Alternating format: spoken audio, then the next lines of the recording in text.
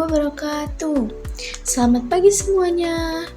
Semoga hari ini kita semua dalam keadaan sehat dan penuh semangat. Sebelum kita memasuki pembelajaran, mari kita berdoa terlebih dahulu ya. Berdoa dimulai. Pada pertemuan sebelumnya, kita telah mempelajari apa itu gerak translasi. Coba kalian perhatikan video fenomena berikut. Meja tersebut bergerak lurus ke arah depan dan tidak mengalami putaran. Dan pada gerak benda yang berpindah dari satu tempat ke tempat lain tanpa berputar itu disebut dengan gerak translasi. Selain gerak translasi, kita juga telah mempelajari gerak rotasi. Perhatikan video roda berikut. Roda tersebut berputar terhadap sumbunya tetapi tidak berpindah tempat. Gerak seperti ini disebut dengan gerak rotasi. Nah, coba perhatikan kedua video berikut ini. Pada video pertama, benda hanya bergerak maju, sedangkan pada video kedua, benda hanya berputar pada porosnya. Sekarang saya bertanya kepada kalian, bagaimana jika sebuah benda bergerak maju sekaligus berputar pada saat yang bersamaan? Apakah hal tersebut mungkin terjadi? Menurut kalian, gerakan seperti apakah itu? Sekarang, mari kita amati sebuah fenomena yang sering kita jumpai dalam kehidupan sehari-hari. Perhatikan roda mobil ketika pengemudi mengerem secara tiba-tiba. Menurut kalian, apa yang terjadi pada ban mobil saat mobil direm secara mendadak? Mengapa ban pada kondisi tertentu tetap berputar sedangkan pada kondisi lain dapat mengalami slip? Tuliskan dugaan atau hipotesis kalian berdasarkan hasil pengamatan tersebut. Untuk membuktikan dugaan tersebut, mari kita melakukan pengamatan menggunakan simulasi berikut. Pada simulasi ini, kalian dapat mengubah parameter seperti time, radius, dan angular velocity. Perhatikan bahwa pada bagian bawah terdapat indikator smooth ration. Nah, tugas kalian adalah mengubah parameter-parameter tersebut, kemudian mengamati apakah indikator menunjukkan yes atau no. Catat hasil pengamatan kalian pada tabel yang telah disediakan. Baik, jika kalian sudah menyelesaikan percobaan dan mengisi tabel hasil pengamatan, sekarang mari kita analisis data yang telah kalian peroleh. Perhatikan kembali hasil pada setiap percobaan. Apakah semua percobaan menunjukkan hasil yang sama? Pada percobaan mana indikator smooth ration menunjukkan yes, dan pada percobaan mana indikator menunjukkan no? Diskusikan hal tersebut bersama kelompok kalian, kemudian bandingkan dengan hipotesis yang telah kalian buat di awal pembelajaran. Mari kita bahas bersama hasil penyelidikan yang telah kalian lakukan.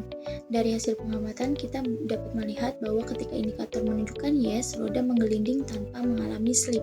Sedangkan ketika indikator menunjukkan no, roda mengalami slip.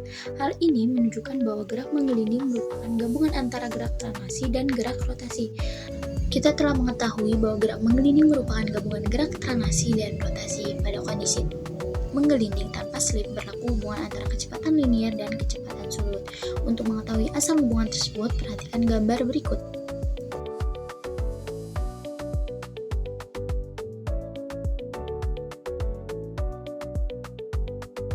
Perhatikan gambar roda berikut. Misalkan roda ini memiliki jari-jari sebesar R. Saat roda menggelinding tanpa slip, roda mengalami dua gerakan sekaligus. Yang pertama adalah gerak translasi, yaitu pusat roda bergerak ke depan dengan kecepatan V. Dan yang kedua adalah gerak rotasi, yaitu roda berputar dengan kecepatan sudut omega. Gerak melingkar panjang lintasan atau panjang busur dinyatakan dengan S sama dengan R dikalikan dengan theta. S itu apa sih? S adalah panjang lintasan, R adalah jari-jari roda, dan theta adalah merupakan sudut yang ditempuh roda dalam satuan radian.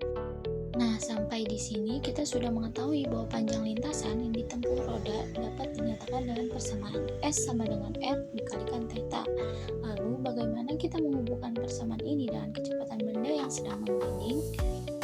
Ingat kembali bahwa kecepatan linier merupakan jarak yang ditempuh setiap satuan waktu. Secara matematis dituliskan sebagai V sama dengan S dibagi I T.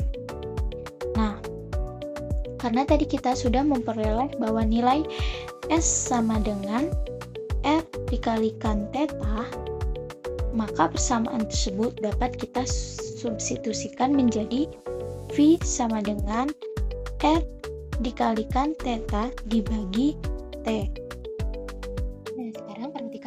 kesamaan ini. Besaran tempo per waktu ini bukan besaran baru. Dalam gerak rotasi, besaran tersebut dikenal sebagai kecepatan sudut atau omega, yang bisa kita tuliskan sebagai omega sama dengan theta dibagi waktu.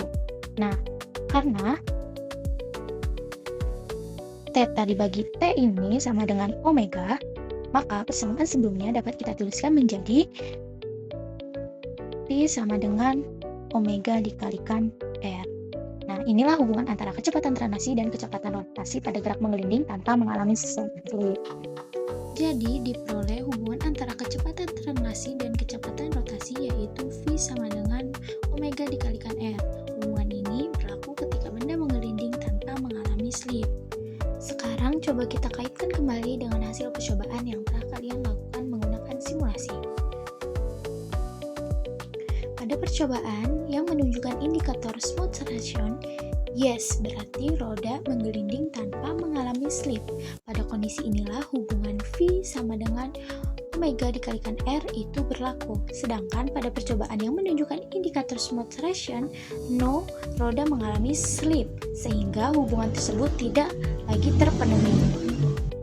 Berdasarkan hasil percobaan dan pembahasan yang telah kita lakukan, apa kesimpulan yang dapat kalian peroleh? Baik, berdasarkan kegiatan yang telah kita lakukan hari ini, dapat disimpulkan bahwa gerak menggelinding merupakan gabungan antara gerak translasi dan gerak rotasi yang terjadi secara bersamaan. Pada kondisi roda menggelinding tanpa mengalami slip, berlaku hubungan antara kecepatan linier dan kecepatan sudut, yaitu V sama dengan omega dikalikan R. Sedangkan apabila hubungan tersebut tidak terpenuhi, roda akan mengalami slip sehingga gerak translasi dan gerak rotasinya tidak lagi berjalan secara serasi. Nah, sebelum kita akhiri pembelajaran hari ini, coba renungkan kembali apa hal yang baru yang kalian pelajari tentang gerak menggelinding. Bagaimana hasil percobaan menggunakan simulasi membantu kalian memahami hubungan antara gerak translasi dan gerak rotasi. Semoga melalui kegiatan penyelidikan yang telah dilakukan, kalian dapat memahami bahwa konsep fisika tidak hanya dipelajari melalui rumus, tetapi juga dapat ditemukan melalui pengamatan dan percobaan. Terima kasih atas partisipasi dan semangat kalian selama mengikuti pembelajaran hari ini. Jangan lupa untuk mempelajari kembali materi gerak menggelinding dan mengerjakan latihan yang telah disediakan agar pemahaman kalian semakin baik. Sampai bertemu pada pembelajaran berikutnya. Wassalamualaikum warahmatullahi wabarakatuh.